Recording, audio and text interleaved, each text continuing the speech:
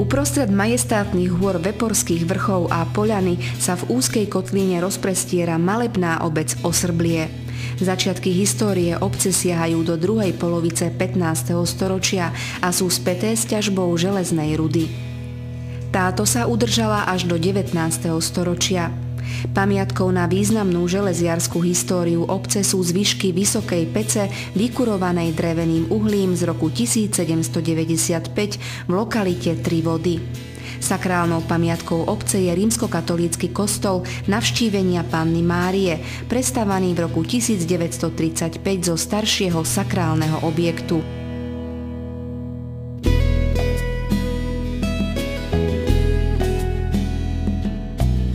Návštevníkov určite zaujme aj pôvodná ľudová architektúra v podobe malebných dreveníc.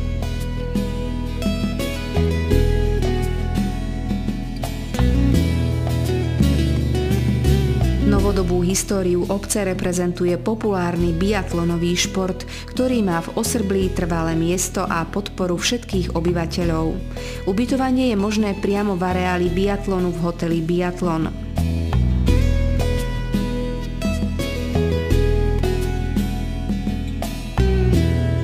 V roku 1996 zasiahla obec veterná smršť, ktorá spôsobila obrovské škody na okolitých lesoch a majetkoch. Na pamiatku a ochranu pred ničivou silou prírody postavili členovia hasičského zboru kríž na vrchu Štompová skala.